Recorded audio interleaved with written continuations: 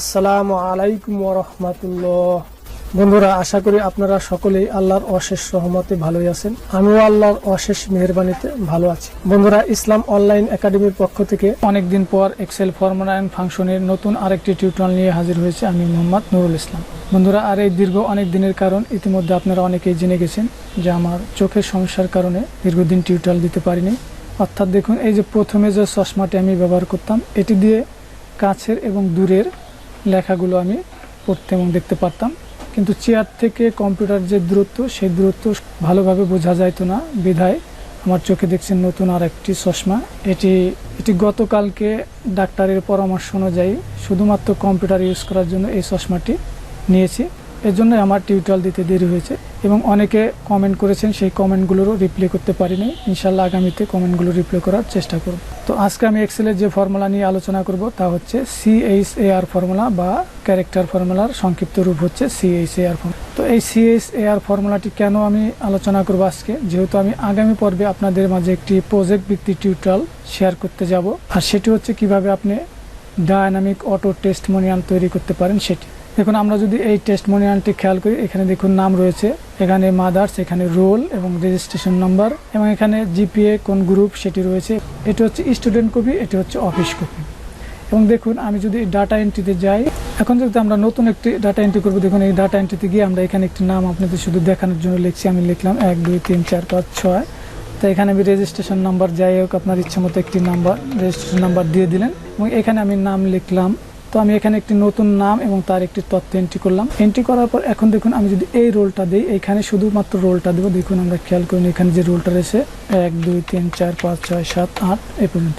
তো দেওয়ার পর আমরা যদি ক্রিয়েট টেস্টমোনিয়াল দিই, তাহলে দেখুন আমরা যে নতুন নামটি লিখলাম অটোমেটিকলি তার নামে একটা প্রশংসাপত্র তৈরি হয়ে যাবে। দেখুন, এখন দেখুন আমি যেখানে নাম দিয়েছিলাম, এই যে name Mohammad Nurul Islam, Sheikh রকুন, mother's Mariam, role এত, যেটা দিয়েছিলাম সেটা এটো। এই যে আমি জিপিএ 5.75, সরি 5.75 নয়, আমরা দিব হলো 4.75। আমরা এখানে 4.75 দিলাম। তো 4.75 দিয়ে যদি আমরা এখানে ক্লিক করি, তাহলে দেখুন এখানে 4 ফ্রম সায়েন্স গ্রুপ, আমরা যে গ্রুপটি দিচ্ছি সেখানে এনে চলে আসছে। এবং এইখানে দেখুন এই পাশে এই নামটি অটোমেটিকলি চলে আসছে, নেম, এখানে যা যা দিচ্ছি সব কিন্তু চলে আসে সায়েন্স গ্রুপ। তো আমরা যদি এসএসসির পূর্বের কারো প্রশংসাপত্র তৈরি করতে চাই, সেক্ষেত্রে আমাদের এখানে এই গ্রুপটা যদি আমরা বাদ দিয়ে দিই, দেখুন আমরা গ্রুপটা এখানে বাদ দিয়ে দিলাম, তাহলে দেখুন ওই গ্রুপ লেখাটা কিন্তু থাকবে না। দেখুন এখন কিন্তু গ্রুপ নেই। দেখুন জিপি এত, দ্য ডেট অফ বার্থ ইস এত। এই যে টেস্টমোনিয়ালটি কিভাবে আমরা তৈরি করবো, এটা আমরা পরবর্তী টিউটোরিয়ালতে আলোচনা করব। তো বন্ধুরা, যারা এই পরবর্তী প্রজেক্ট টিউটোরিয়ালটি দেখতে চান অথচ এখনও আমার চ্যানেলটি সাবস্ক্রাইব করেননি, তারা ভিডিওর নিচে লাল সাবস্ক্রাইব বাটনে ক্লিক করে চ্যানেলটি সাবস্ক্রাইব করুন এবং পরবর্তী আপলোড ভিডিওর নোটিফিকেশন পেতে পাশে থাকা বেল আইকনে ক্লিক করে নোটিফিকেশন অল করে রাখুন।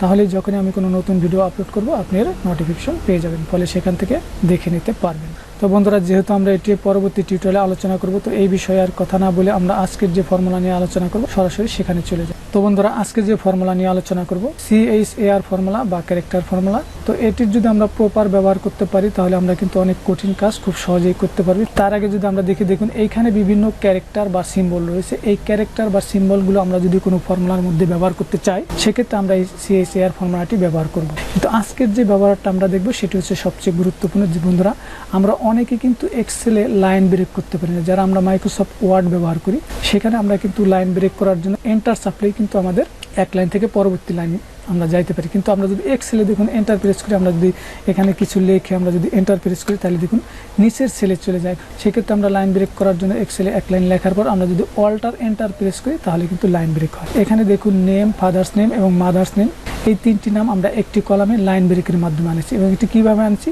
CHAR ফর্মুলার মাধ্যমে। তো সেটি আমরা দেখব। এর একটি ব্যবহার দেখলে আপনি অনেকগুলোই ব্যবহার করতে পারবেন।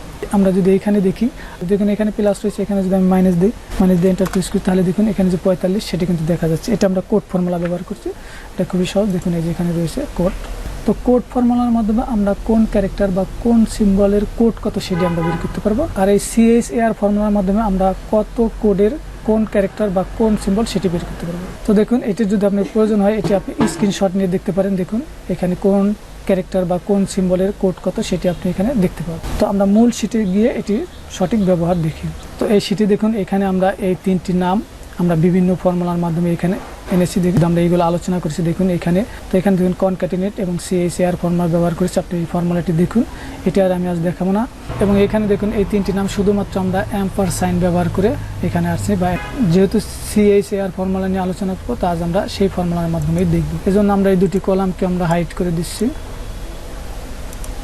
তো এখানে দেখুন 3টি নাম রয়েছে। তো এই 3টি নাম যদি আমরা একটি কলামেই লিখতে চাই, একই রোতে লিখতে চাই, সেক্ষেত্রে কিন্তু আমরা শুধু পরপর নাম লিখলে হবে। সেক্ষেত্রে আমাদের এখানে কি করতে হবে, আমাদের একটি নাম হওয়ার পর একটি কমা দেবো, কমা দেওয়ার পর একটি স্পেস ব্যবহার করব, এরপর পরবর্তী নামটা আসবে। তো এই জন্য কমা বা স্পেস বা কোনো সিম্বল ব্যবহার করার জন্য আমরা এই CHAR ফর্মুলাটি ব্যবহার করব। তো এই জন্য দেখুন আমরা এই প্রথমে সাদিয়া সরোয়ার এই নামটা আনবো। এই জন্য আমরা এখানে সমান চিহ্ন দেবো। তো সমান চিহ্ন দেওয়ার পর আমরা এই যে সাদিয়া সরোয়ার এই নামটি A8 এটি আমরা সিলেক্ট করি। সিলেক্ট করার পর আমাদের কি হলো, এখানে A8 যে নামটি থাকবে সেই নামটি এখানে চলে আসবে। তো এখানে একটি অ্যাম্পারসাইন বা অ্যান্ড সাইন এই জন্য ব্যবহার করলাম। পরবর্তী যে কমাটি ব্যবহার করব সেটি CHAR ফর্মুলা এটি লিখলাম। তো এই কমার জন্য আমরা ওই যে টেবিল থেকে আমরা সিম্বলের যে টেবিলগুলো বা ক্যারেক্টারের যে টেবিলগুলো সেখানে দেখছি যে কমা থেকে আমাদের কোন কোডটি আমাদের ব্যবহার করতে হবে। তো কমার জন্য আমি জানি 44, তো আমি এখানে 44 লিখলাম। এবার ব্র্যাকেট ক্লোজ, অ্যাম্পারসাইন ব্যবহার করব। কমা দেওয়ার পর, কমা দিলেই হবে না, আমরা পরবর্তী নামটি দেওয়ার পর কমা হবে, কমা হওয়ার পর একটি স্পেস হবে। তো স্পেসের জন্য আমরা CHAR, তো স্পেসের জন্য যে কোডটি রয়েছে সেটি হচ্ছে 2, আমি জানি, আপনারা দেখে নেবেন। তাহলে এখানে কি হলো, আমাদের প্রথম নামটি হলো, প্রথম নামটি হওয়ার পর এখানে একটি কমা হলো, কমা হওয়ার পর আমাদের একটি স্পেস হলো, স্পেস হওয়ার পর আমাদের দ্বিতীয় নামটি আনতে হবে। এই জন্য আমরা দ্বিতীয় নামটি আনার জন্য আমরা আবার পুনরায় এখানে অ্যাম্পারসাইন ব্যবহার করলাম বা অ্যান্ড সাইন ব্যবহার করলাম। তো ব্যবহার করার পর আমরা এই দ্বিতীয় নামটি সিলেক্ট করলাম। তো দ্বিতীয় নামটি সিলেক্ট করার পর আমাদের আবার অ্যাম্পারসাইন ব্যবহার করলাম। দ্বিতীয় নামটি হলো, দ্বিতীয় নামটি হওয়ার পর আমরা আবার কমা ব্যবহার করব। তো CHAR এই ফর্মুলার মাধ্যমে আমরা কমাটি ব্যবহার করব। এখানে আমরা 44 লিখলাম, ব্র্যাকেট ক্লোজ। কমার পর যেহেতু আবার একটা স্পেস হবে, যেহেতু পরবর্তী আরেকটি নাম রয়েছে এই জন্য আবার একটি স্পেস দেবো।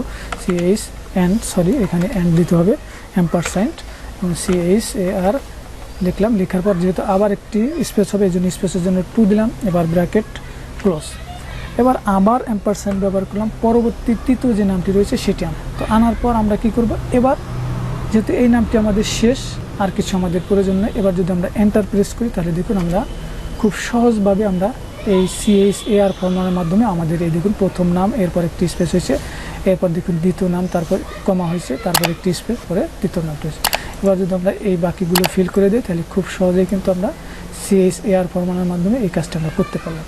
তো এবার যে ম্যাজিক্যাল কাজটি আমরা দেখব, এটি হচ্ছে আমার কাছে CHAR ফর্মুলার সবচেয়ে উপকারী এবং গুরুত্বপূর্ণ একটি কাজ। তো সেটি হচ্ছে কি, দেখুন এই 3টি নাম আমরা লাইন ব্রেক করার মাধ্যমে দেখব, যা আমরা অনেকেই এক্সেলে নর্মালি লাইন ব্রেকও করতে পারি না, সেটা আমরা ফর্মুলার মাধ্যমে করে দেখব। তো এখানে আমরা ফর্মুলার মাধ্যমে করব, এই জন্য আমরা এখানে লিখব সমান। তো সমান দেওয়ার পর আমরা এই যে প্রথম যে নামটি সেটি আমরা সিলেক্ট করলাম। সিলেক্ট করার পর আমরা এখানে একটা অ্যাম্পারসাইন বা অ্যান্ড সাইন দিলাম। দেওয়ার পর আমরা এখানে প্রথম নামটি হলো, নামটি হওয়ার পর আমাদের দ্বিতীয় লাইনটি কী হবে, ব্রেক হবে। তো লাইন ব্রেকের জন্য CHAR, তো লাইন ব্রেকের জন্য যে কোডটি সেটি হচ্ছে 10, আমি জানি 10, তো আমি 10 দিলাম। তাহলে কি হলো, আমাদের এই প্রথম নামটি হলো, প্রথম নামটি হওয়ার পর এই লাইন ব্রেক করলাম আমরা 10, অ্যাম্পারসাইন দিলাম। তো প্রথম নামটি হওয়ার পর আমরা অ্যাম্পারসাইন দিলাম, অ্যাম্পারসাইন দেওয়ার পর আমরা এই যে CHAR ফর্মুলা এবং লাইন ব্রেকের জন্য আমরা 10 ব্যবহার, তাহলে এটু। এবার আমরা দ্বিতীয় নামটি, এবার আবার অ্যাম্পারসাইন ব্যবহার করি, এই দ্বিতীয় নামটি আনলাম। তো দ্বিতীয় নামটি আনলাম, দ্বিতীয় নামটি আনার পর পুনরায় আমরা অ্যাম্পারসাইন ব্যবহার করব, আবার CHAR ফর্মুলা ব্যবহার করলাম। তো এখানে আমরা 10 ব্যবহার করব, যেহেতু লাইন ব্রেক করব 10 ব্যবহার করলাম, আমাদের এখানে লাইন ব্রেক হয়ে গেল। এবার আমরা পুনরায় অ্যাম্পারসাইন ব্যবহার করব। তো যেহেতু এখানে আমার শেষ, এই নামটি শেষ নাম হবে, এই জন্য এখানে আর লাইন ব্রেকের প্রয়োজন নেই, এখানে সরাসরি আমরা এই নামটি সিলেক্ট করে দিলাম। যদি আরও নাম থাকতো সেক্ষেত্রে আমাদের লাইন ব্রেক করার প্রয়োজন পড়তো। তো এই অবস্থায় যদি আমরা ফরম্যাটটি ভালোভাবে খেয়াল করুন, এই অবস্থায় যদি আমরা এন্টার প্রেস করি তাহলে ম্যাজিকটা আমরা দেখতে পাবো। তাহলে দেখুন আমাদের কিন্তু নাম অটোমেটিকলি হয়ে গেছে। তো আমরা এখন এটিকে ফিল করে দেবো, আমরা এটিকে ফিল করে দিলাম।